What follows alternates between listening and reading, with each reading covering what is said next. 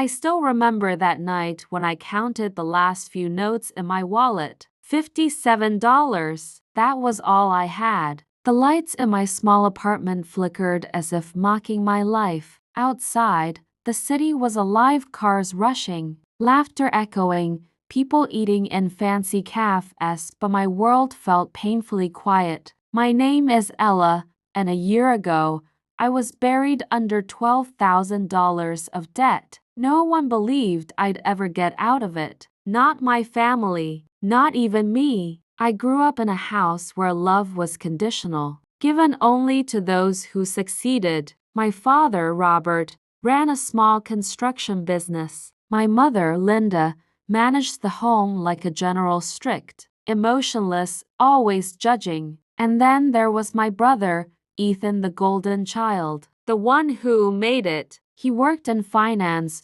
wore expensive suits, and spoke like money itself belonged to him. Whenever I visited home, the air changed. I could feel it, that quiet tension. My mother's smile faded when she saw me. My father didn't ask how I was doing. He asked, "Have you paid off your debt yet?" And Ethan? He just smirked. "Still stuck, Ella. Maybe numbers aren't your thing." That line stabbed me every time. I'd smile, pretending I didn't care. But when I returned to my tiny room, I'd cry until I fell asleep. I worked at a bakery during the day and cleaned offices at night. Sometimes I skipped meals just to make the loan payments. And yet, no matter how hard I worked, the debt never shrank. It was like trying to empty the ocean with a spoon. One day, I called my mother. "Mom, I just need a small favor, maybe a short loan, just to get through this month." Her voice was cold. "Ella, we've helped you enough. You need to learn responsibility. We can't keep saving you." I wanted to scream, "You never saved me." But I didn't. I just hung up and sat in silence. That night, I stared at my phone, scrolling through pictures of my brother's new car, his trip to Greece, his promotion post on LinkedIn. Every photo reminded me how useless they thought I was. Something inside me cracked that night. It started as a thought, a tiny spark. What if I started something on my own? I didn't have much, but I knew how to bake. At the bakery, people loved my cookies. Some even said, "You should sell these yourself." So one morning, I gathered the courage to ask my boss, "Can I use the kitchen early morning before opening hours?" He looked at me like I was insane. "You planning to start your own bakery, Ella?" I smiled nervously. "Just want to make a few boxes to sell at the weekend market." He shrugged. "Fine, but clean up after." That was all the permission I needed. I spent my nights baking cookies, muffins, small cupcakes. I packed them neatly in brown boxes, tied them with ribbons, and wrote Ella's homemade treats in simple black ink. The next morning, I went to the market. My table looked like a joke compared to others. No fancy signs, no banners, just me and my tiny dream. People passed by without stopping. Some smiled politely. Others ignored me completely. By afternoon, I had sold only 3 boxes. 3. I felt like crying again. But then, an old man walked by. He bought a muffin, took a bite, and smiled. "This is really good." That one line felt like sunlight after months of rain. By the end of the day, he came back with his wife. They bought 2 more boxes. It wasn't much, but that night, I earned $83. When I told my family about my idea, they laughed. At dinner, Ethan said, "So you're selling cookies on the street now? Wow, big future ahead, Chef Ella." My father chuckled. "Selling food on the road won't pay your debts." And my mother added, "Maybe you should find a real job, dear." Their laughter echoed in my ears all night. But this time, I didn't cry. This time, I promised myself something. I'll make them eat those words. Weeks turned into months. The roadside table turned into a small food cart. I saved every dollar. investing in ingredients, better packaging, and a simple sign that read, Sweet Rise by Ella. It wasn't just a name, it was my belief that I'd rise too. Sales started growing. Some days, I made $150, sometimes to $100. Then one Saturday, something unexpected happened. A woman in a floral dress stopped at my cart. Did you make these yourself? She asked. Yes, I replied shyly. She took a bite, smiled, and handed me her card. I run a cafe downtown. We'd love to try your desserts in our shop. Come by tomorrow. I froze. Was this real? The next day, I visited her cafe. She tasted a few samples and said, We'll start with 30 boxes a week. I nodded, unable to speak. When I got outside, I screamed in joy. For the first time in years, I felt proud. By the end of that month, I made $620. It wasn't huge, but for me, it felt like $1 million. I paid my rent without fear. I bought new baking tools, and I even sent $50 back home just to see their reaction. My mother called me. Oh, you're doing okay then? Yeah, I said simply. Just started something small. Her tone softened. Well, that's nice. It was the first time in years she didn't sound disappointed, but life wasn't done testing me. One day, the cafe owner called. Ella, we need 100 boxes this weekend. Can you manage? My hands shook. I had never made that many before, but I said yes. For 2 nights straight, I didn't sleep. Flour covered my floor, my hands, even my hair. But when I delivered those boxes perfectly packed, freshly baked, I felt unstoppable. She handed me a check for $180. That was my biggest payment ever. That night, I opened my old debt notebook. The amount still looked huge, $10,700 remaining. But now, for the first time, I didn't see despair. I saw a challenge. I whispered to myself, let's see who laughs last. Months later,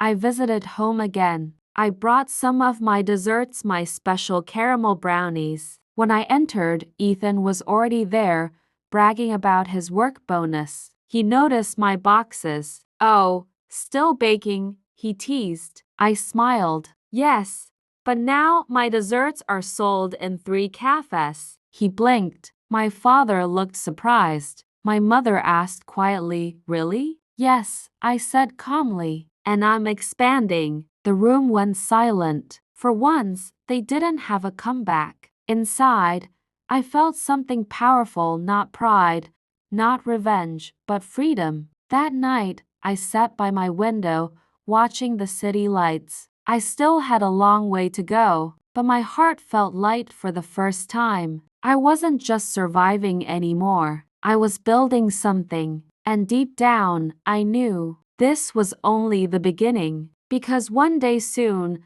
I wouldn't just pay my debts, I'd turn them into dollars. And when that day came, the same family who once left me drowning would watch me rise higher than they ever imagined. I used to believe silence was peace. Now I know silence is just the sound before everything changes. Months had passed since that night I promised myself I'd rise, and I did slowly, painfully, but with a fire that refused to die. My little cart, Sweet Rise by Ella, had now turned into something bigger. My desserts weren't just on cafe counters anymore. They were posted on Instagram by smiling customers, shared on foodie pages, and whispered about in local markets. I wasn't invisible anymore. Every morning started the same oven humming, coffee brewing, and flour dust in the air. But this time, there was music, laughter, and hope. I had hired 2 helpers, Maria and Jenna, both women who, like me, were struggling to find stability. Maria used to clean houses. Jenna was a single mom. Now they worked beside me, smiling, learning, growing. I told them one day, we're not just baking desserts, we're baking freedom. And we laughed, but deep inside, I meant every word. By the end of that month, my income crossed $2,000. For the first time, I cleared one full loan payment early. I looked at the number on my bank app, not just digits but dignity. That night, I cried again. Not from pain this time, from pride. One morning, I got a text from Ethan. It said, "Heard you're doing okay with your cupcake shop. Congrats, I guess." I smiled bitterly. That, I guess, told me everything. He couldn't accept it that I was doing better than he ever imagined. I replied, "Thanks, Ethan.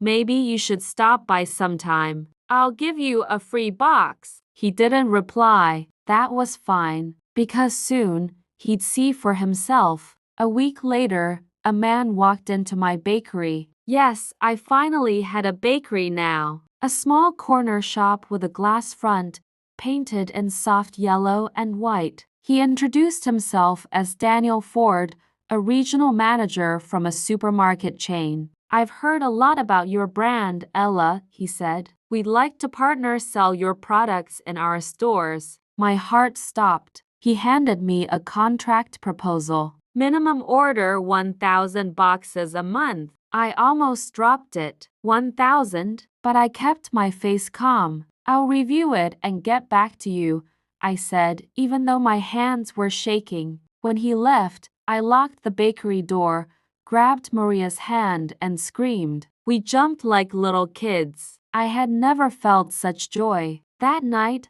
I signed the deal. Success travels faster than love. Within a month, the news reached my family. Suddenly, my mother started calling again. "Ella, you've been doing so well. We're proud of you," she said sweetly, her tone the same one she once used when she wanted something. My father added, "You know, maybe we could expand together." And Ethan, he texted, "Hey sis, think you could help me with a small loan? I'm kind of short this month." I stared at the screen for a long minute. The irony was so heavy it almost made me laugh. The same people who called me a failure were now reaching out with smiles. But I didn't forget. Every word, every laugh, every moment they made me feel small. I didn't yell at them. I didn't insult them. That's not how revenge really works. Real revenge is quiet. It's watching the ones who doubted you now pretend they always believed.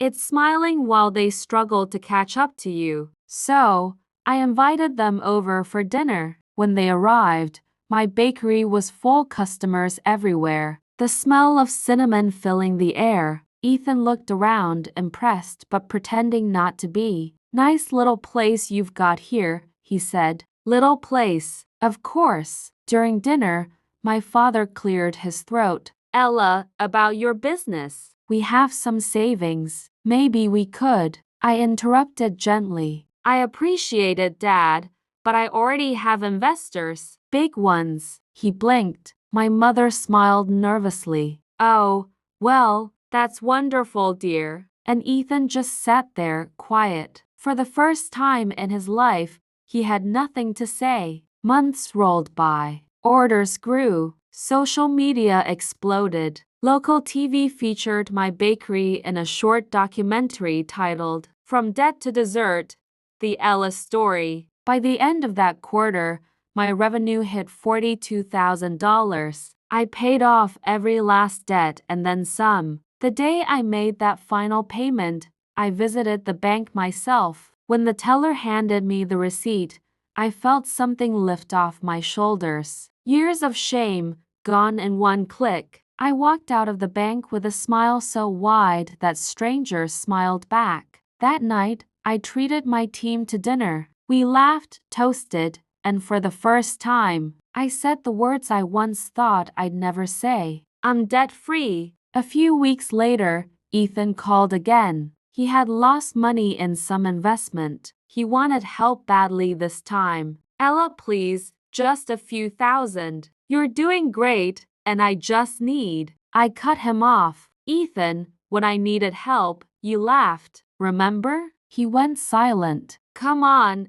Ella, don't be like that. We're family. I took a deep breath. No, Ethan, family helps when you're drowning. You just watched. I hung up. That night, my phone kept buzzing. Texts from my mother, voicemails from my father. They all said the same thing: I had changed. But the truth was, I hadn't changed. I had simply stopped begging. One evening, I was invited to speak at a local business event, a success story session. I stood on stage, wearing a soft pink blazer, the lights warm on my face. I looked out and saw my parents in the audience. They had come, sitting quietly in the back row. My voice trembled as I began. I used to think success was about money, but it's not. It's about proving to yourself that you were always capable, even when no one believed in you. I paused,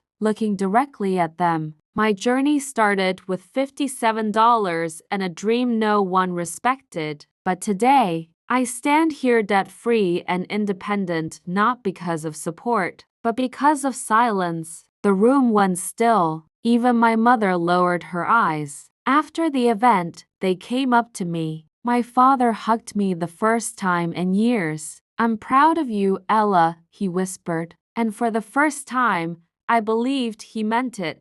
By the end of that year, Sweet Rise by Ella wasn't just local. We shipped nationwide. My annual profit crossed $112,000. One night, I sat alone in my office, lights dim, calculator blinking softly. I thought about the girl I used to be, crying on the floor, begging for help, counting her last few dollars. I smiled and whispered, "You did it, Ella. You really did." I converted my debt into dollars, not just on paper, but in worth, in strength, in peace. A few months later, Ethan visited my bakery. He stood awkwardly near the counter. "I saw your feature in the magazine," he said quietly. "You've really made it." I nodded. "I did." He hesitated. "I'm sorry." "For everything." For a moment, I saw the brother I once missed. But I didn't say much. I just handed him a box of brownies, my signature item.